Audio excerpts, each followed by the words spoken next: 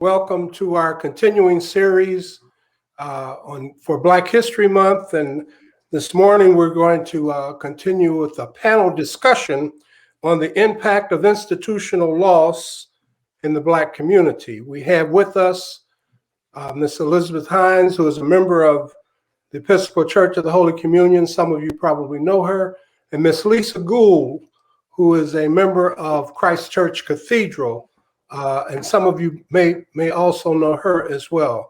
Elizabeth is going to speak to us first regarding what happens when you have the loss of an institution and how it impacts the community. And she'll be specifically referring to the Sumner High School. Some of you all may be aware that the Sumner High School has been in the news here of late. And Elizabeth is a graduate of Sumner High School and has a personal attraction or affiliation with that institution. Later, Lisa will be talking to us regarding what happens when the healthcare institution closes. Lisa has a close relationship with Homer G. Phillips Hospital, as her mother was a long-term employee there. So without any further ado, I'd like to introduce to you Elizabeth, and then we'll have Lisa. And then I'm going to bring a few thoughts to close us out this morning on what happens. What is the impact of institutional loss in the Black community? Thank you all, and thanks for being here with us this morning. I'm going to move this so that I can get a view of Elizabeth.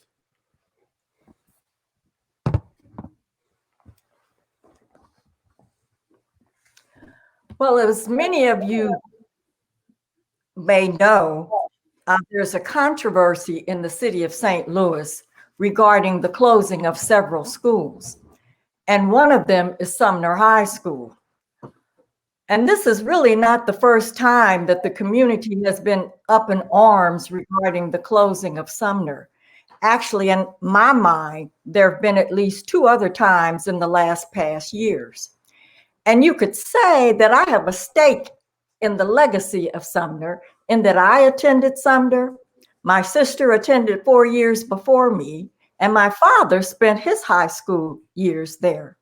So I'm going to give my thoughts regarding the issue. Sumner has been a long-standing entity in the St. Louis community, known for its history of being the first high school for African-American students west of the Mississippi River in the United States. It was established in 1875 in response to provide educational opportunities following a requirement that school boards support Black education after the Radical Constitution of 1865 in Missouri. Sumner was first located on 11th Street downtown between Popular and Spruce.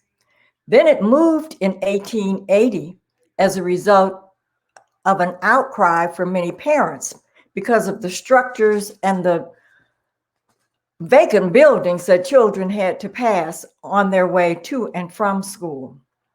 The current structure was built in 1908, and it was the top of the line for its time. It was named after a well-known abolitionist, Charles H. Sumner. Students came from neighboring counties and even states in order to receive a secondary education. And outstanding scholars and educators came from across the country for employment opportunities because of lack of employment elsewhere. So Sumner's staff consisted of PhDs, noted scientists, historians, and writers. They were high caliber educators that were not found in other high schools during this time. Sumner stood out as a beacon in the African-American community, whose middle class, for the most part, centered in the Ville neighborhood and portions of surrounding areas. Now, the Ville neighborhood was a thriving area that consisted of Black-owned businesses, doctors, lawyers, well-known Black churches, cultural institutions, the Homer G. Phillips Hospital that's been known across the United States, the Tandy Community Center, and Annie Malone's Children's Home. Many talented and famous people lived in the Ville, giving Sumner the reputation of producing and graduating outstanding famous people. I share this information to give an understanding of why Sumner High School is held in such high esteem by many African Americans, and why many think it would be a disservice to the African American community if it were closed, and believe its closing would erase history and press harder on the necks of Blacks. Sumner is a product of its time, segregation being a major part of its time. Its decline, likewise, is due to changing times, changes to the school, the community, and the St. Louis area at large. Sumner was the only Black high school until 1927, with the opening of other segregated Black high schools. As the city and county grew in population, more and more schools were established for Blacks. Particularly with the growth of the county, Black families began to migrate from the city, thus putting their children in county schools. With the decision that desegregated St. Louis public schools as a result of the Brown versus the Board of Education in 1954, though schools were required to integrate, Sumner remained all Black. The loss of students increased as boundaries changed for integration. Sumner, Vashon, and other high schools stayed Black, all due to the neighborhood service. Students were also lost as a result of the city-county desegregation program. As families sought to move to the county, the Ville and many other North City neighborhoods lost considerable population, but the Ville neighborhood in particular has become somewhat run down with many vacant lots, houses uncared for, and much criminal activity. Sumner is in a building that in its heyday housed 1,800 students. Today it holds 267. There were close to 200 students in my graduation class alone. The school, though architecturally significant, is in need of a major overhaul. It is structurally obsolete for the needs of the children today. Many of its students have academic and behavior problems. New technology is needed with all the infrastructure that goes with it. Quality teachers and modern tools, updated books, and other learning materials and equipment are needed. The bigger issue has to do with the fact that the current St. Louis public school system has 68 buildings with a population of 1,800 students. 1,100 students are housed in 34 buildings that are charter schools. 120 school buildings are funded by the St. Louis Public Schools. These schools are draining many needed resources. Rockwood, as an example, is one of the largest districts in the county and has 2,200 students in 31 schools.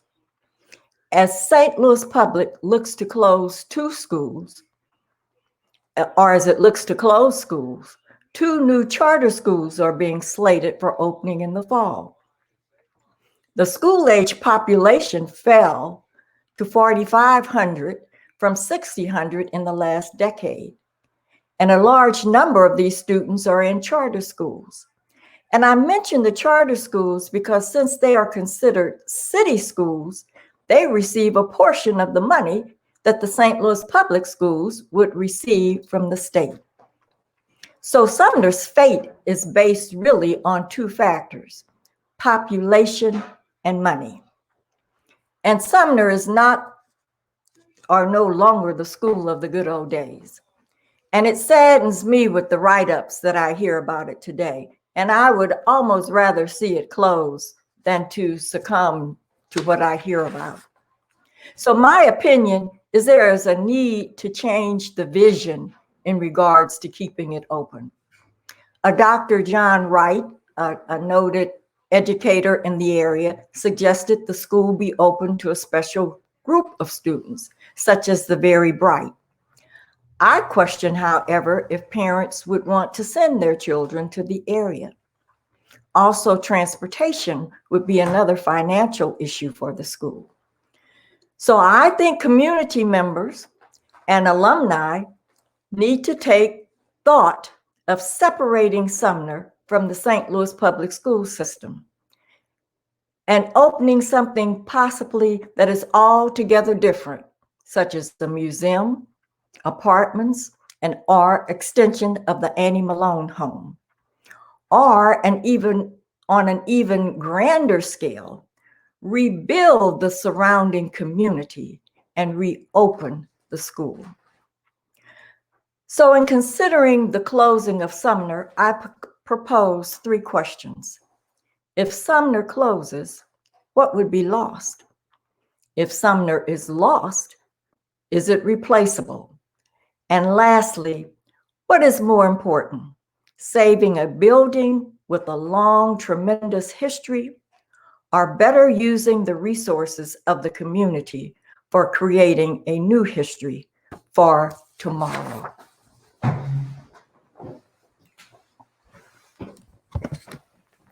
Well, thank you, Elizabeth.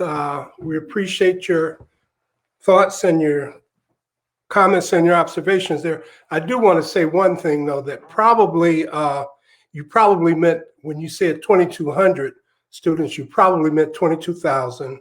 And I think you said 1,100 students, and you probably meant 11,000. It wasn't, there are more students than that currently enrolled in the city of St. Louis public schools. Thank you so much. And you'll be around hopefully to answer questions later on in the panel discussion. Ladies and gentlemen, now we'd like to turn our attention to Ms. Lisa Gould, who's going to talk to us about what happens when a major institution that has a history of being affiliated with the Black community, basically operated by Black people. What happens when that facility is no longer available or closes in our community? Lisa?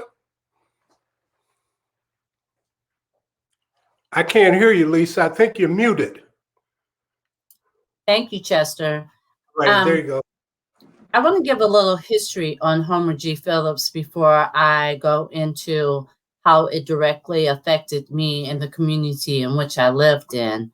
Homer G. was the first African-American hospital in the St. Louis area from 1937 to 1979, when the city was still segregated. It was located at 2601 Whittier, and it was in the Ville neighborhood. It was the first teaching hospital west of the Mississippi to serve Blacks. In 1944, the hospital ranked among the 10 largest general hospitals in the United States.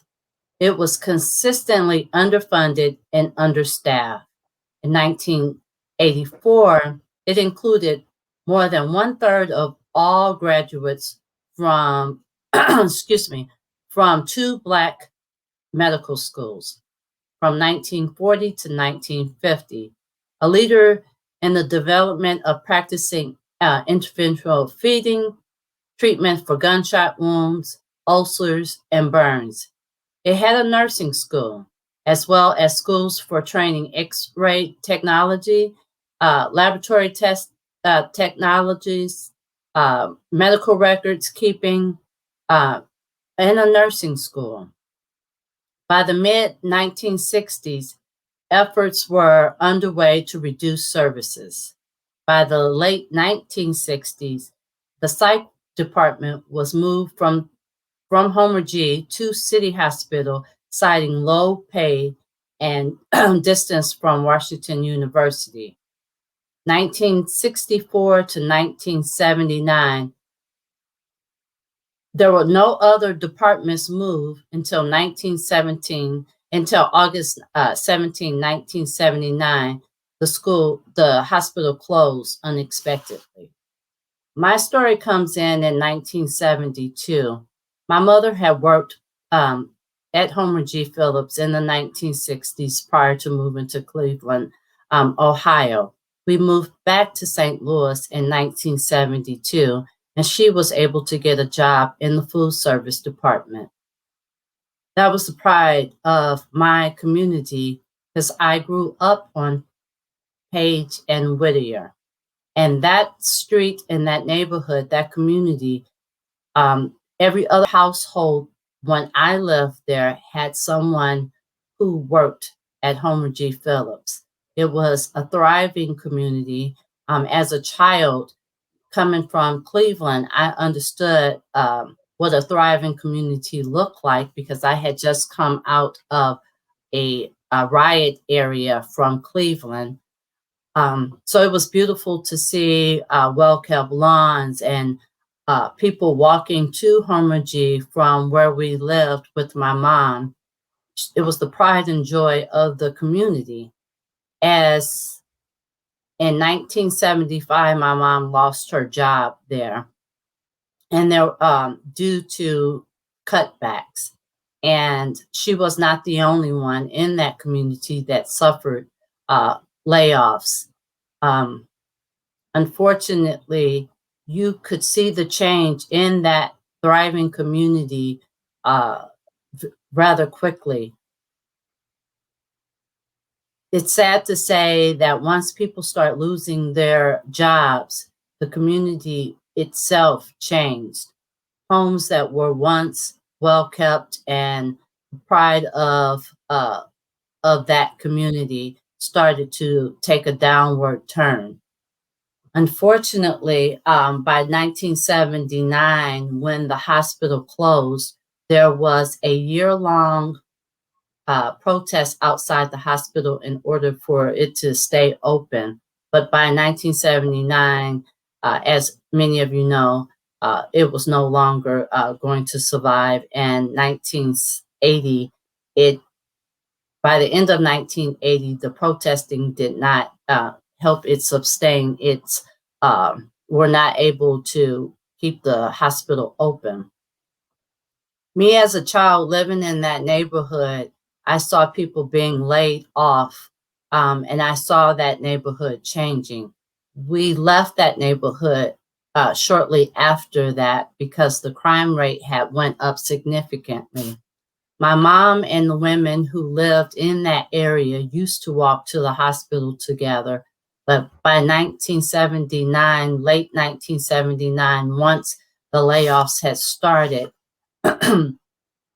the community between Page and where Whittier was, you could see a drastic, slow decline in those neighborhoods. And it was no longer safe my mom and the people who lived in that neighborhood were starting to feel like it was no longer safe to live there.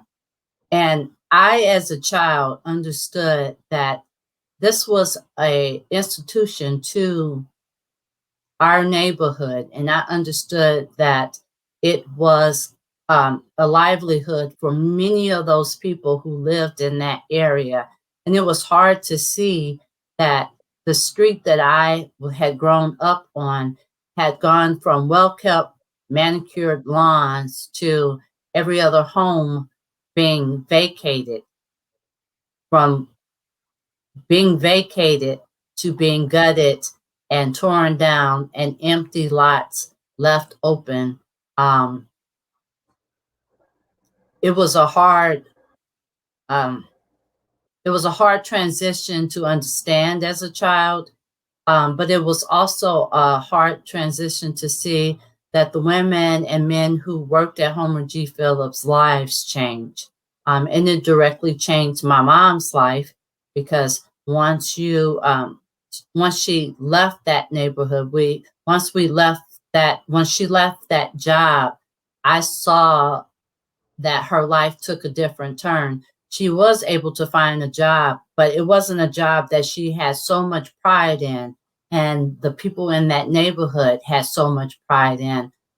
We used to have parties at each other's homes and they talked about the doctors and the nurses that that they saw, that looked like them, that serviced them, that they could go and have conversations with.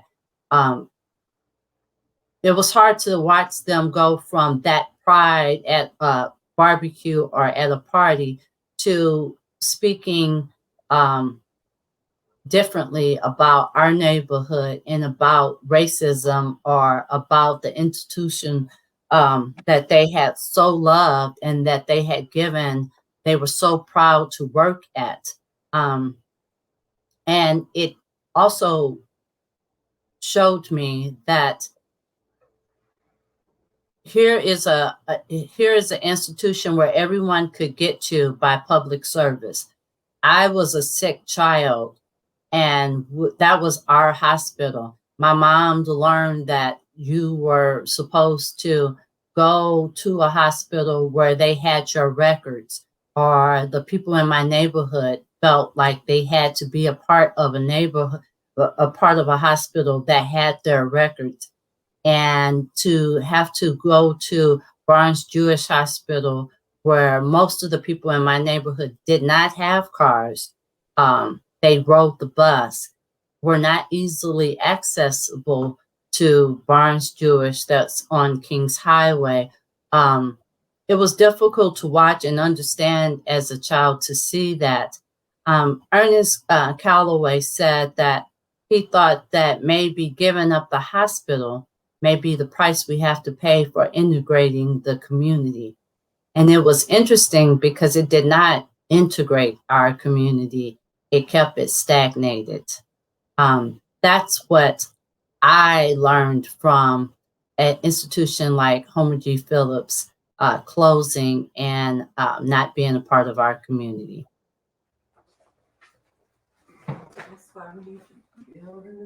Thank you so much, Lisa. And you please be around to respond to some questions from our audience when we after we conclude our panel discussions. Absolutely. So, thank you. Thank you for your presentation. To begin my presentation on the impact of institutional loss in the Black community, let us first review a brief history of why we have and have had Black institutions. Historically, Black institutions were established to serve the needs of Black Americans. Two of the most significant of these were the educational communities. You've heard about one of those in St. Louis, and the healthcare community, healthcare institution. You've heard about one of those in the city of St. Louis. Now, in addition to these two major establishments, there would have been retail establishments, there would have been drugstores, cleaners, confectionaries. Today, they may be known as 7-Elevens, but our confectionaries obviously were on a much smaller scales. There were clothing stores, restaurants, all owned and operated by Black people. Now, all of the commerce that was available in the larger white community was also available in the Black community, owned and operated by Black people, only on a smaller scale. Now, logic tells me that there would have been a great desire for Black people to own and operate their own businesses, such as the hundreds of Black people who owned the businesses in the Greenwood district of Tulsa, Oklahoma in 1921. And you may be familiar with the story of what happened to that community in May and June of 1921 and how it was destroyed.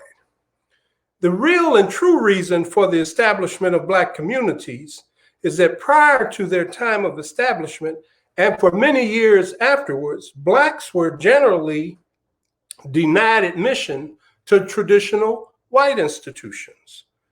Now, this denial was not only in institutions of learning and healing, but also in other establishments. It wasn't until the late 1960s that I was able to eat, drink, and sleep at any institution or establishment that I might choose. Black institutions prior to the mid-1960s were the lifeline to the Black community. Just as many from a wide cross-section of our community suffer today because of lack of access to resources, up until 1964, the relief to the suffering of Black people was dependent upon the success of institutions built by and for Black people.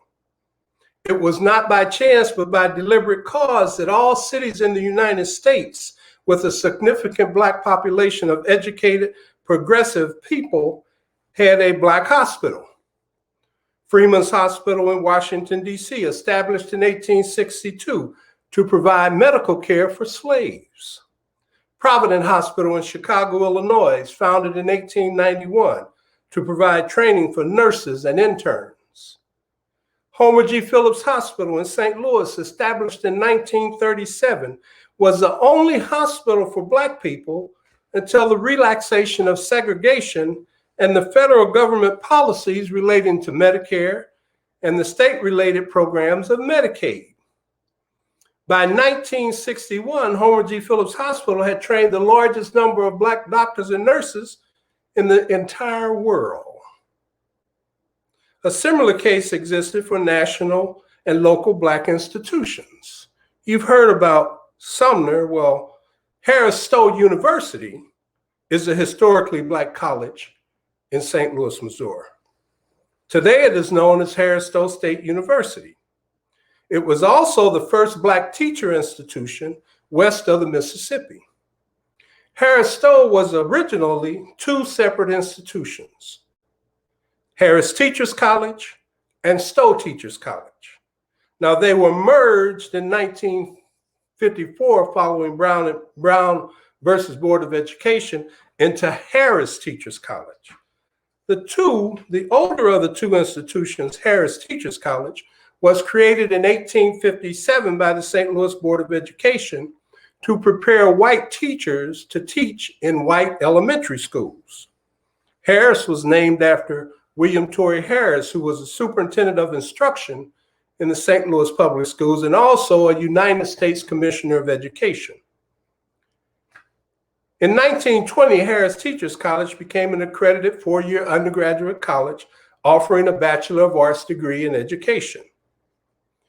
In 1890, the St. Louis Board of Education created the Sumner Normal School as an extension of Sumner High School in order to train Black teachers to teach in Black elementary schools. In 1929, the institution was renamed Stowe Teachers College in honor of abolitionist and novelist Harriet Beecher Stowe. In the wake of the desegregation of public schools, the two colleges were merged in 1954 and situated on the Harris Teachers College campus.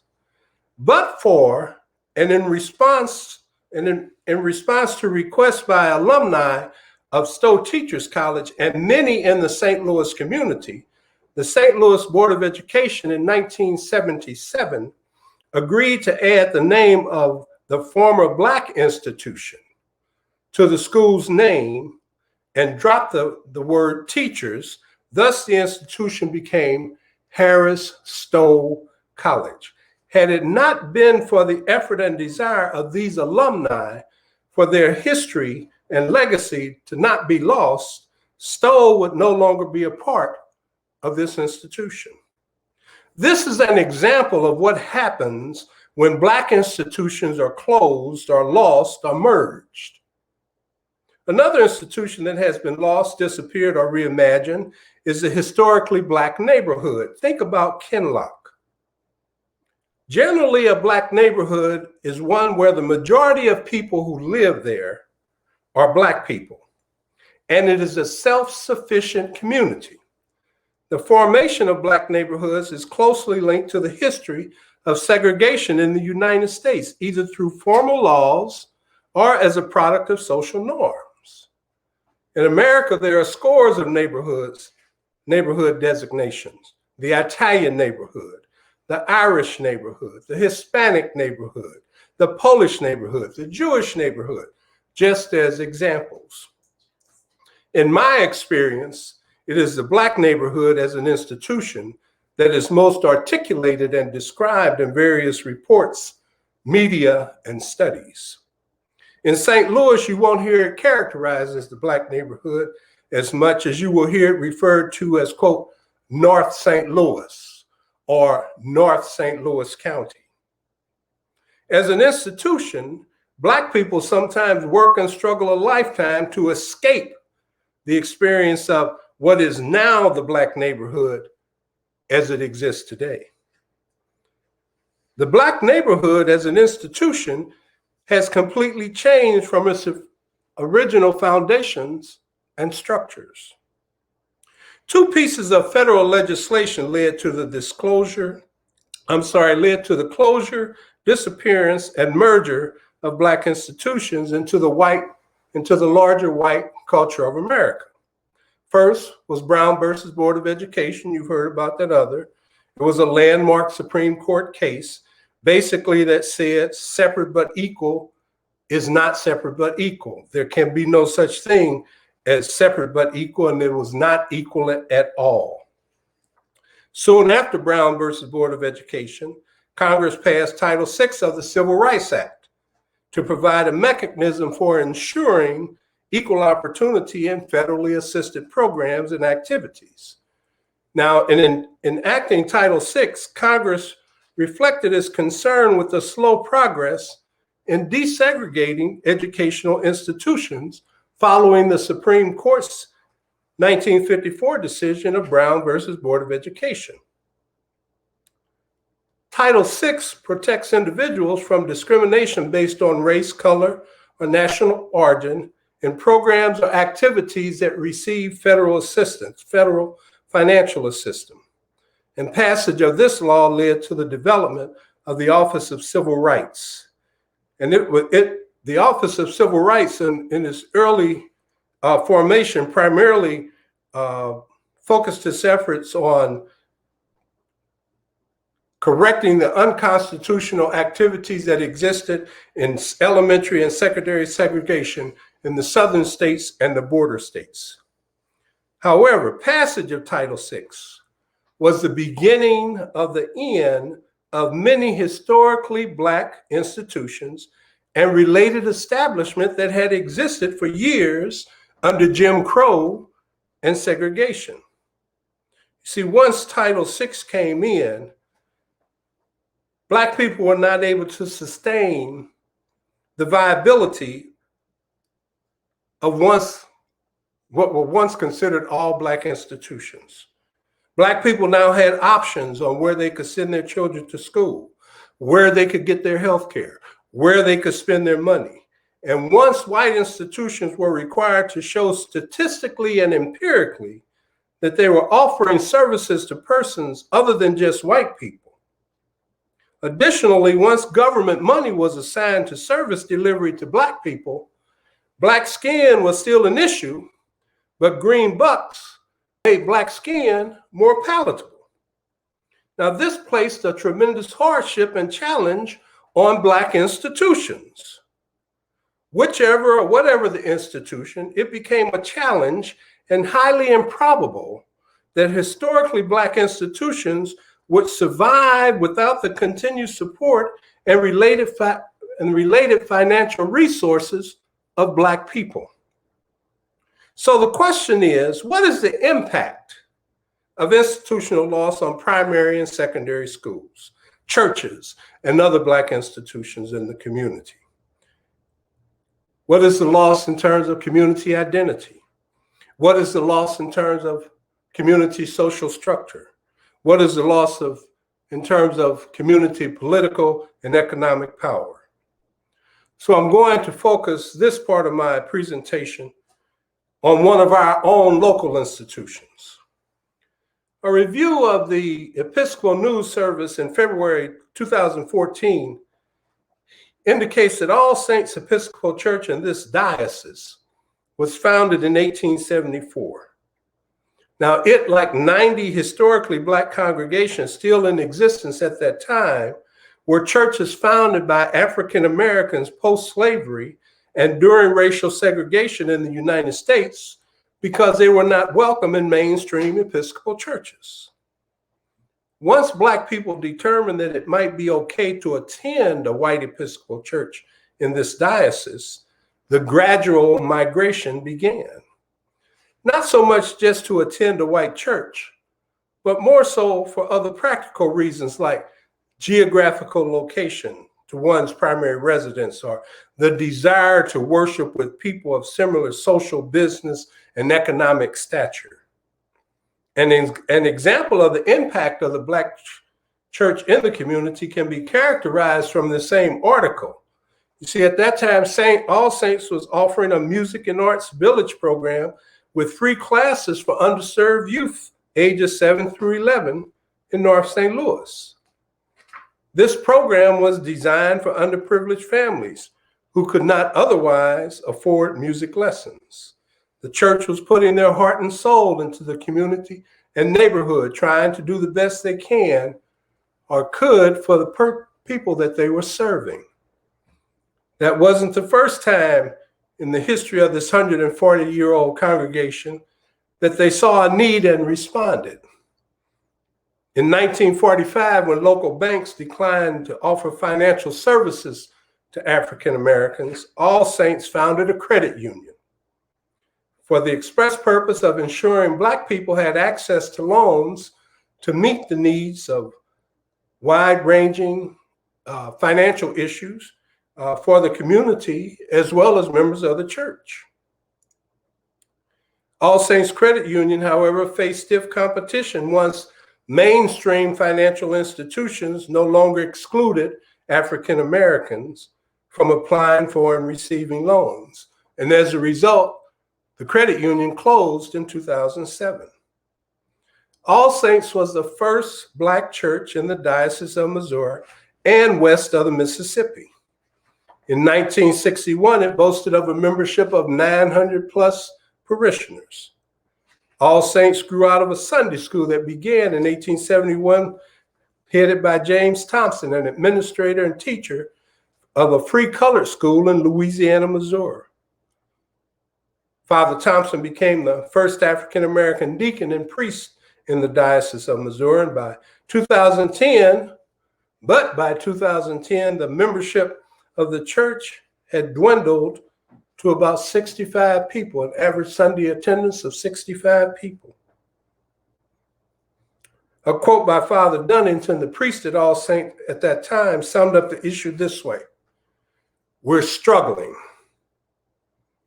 With an average Sunday attendance of about 65, meeting in a 1930s era building with leaky roofs and malfunctioning boilers. Part of the question that floats around here is, what is the place for an African American church found really because of segregation? You want to preserve the history, but at what cost? Like any parish of our age, our congregants, we're facing the challenges of where do we go from here, and what does it mean to be a church in the 21st century? Some of you may know that the salvation of All Saints was to merge with another struggling parish, Ascension Episcopal Church. But the real question is, are we better off as a community with institution that serves all people regardless of color? Or is it more important to have institutions that serve Black people so that we can have a history and a legacy for the future? The answer may be in a special announcement that I received this week on my email from All Saints and Ascension iMessengers, received on Friday, February the 19th, 2021. It is with great pride that the vestry of the Episcopal Church of All Saints and Ascension would like to announce that they have chosen the Reverend Renee L. Fenner as the first rector of our church. She has been serving in a temporary position as priest in charge for the past 2 years. All Saints and Ascension was formally established in 2018, but has never had a full-time rector until now. Reverend Renee is the only African-American female priest in the Diocese of Missouri. It further says, please join us in congratulating her on this historic achievement. Now, as I close out, you're probably familiar with the phrase, when one door closes, another door opens.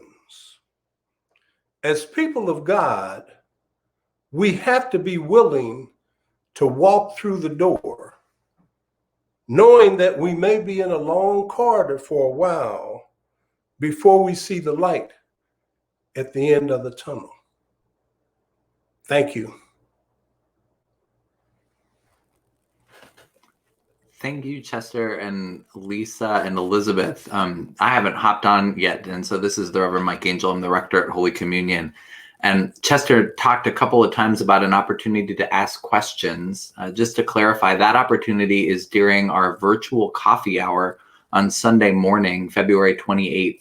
If you'd like to ask questions of Chester and of Lisa and Elizabeth on their excellent presentations, talk a little bit more with us about what it has meant specifically with these institutions and writ large in St. Louis and America as Black institutions have fell by the wayside and closed, what that has meant for the Black community. The opportunity is February 28th. Join us at 11:30 a.m. You'll find a link at holycommunion.net/info. We'd love to have you join us for virtual coffee hour and for a chance to talk with our presenters. And let me say to all of you, thank you very much. I sure learned a lot in this presentation, and I know others will as well. So thank you.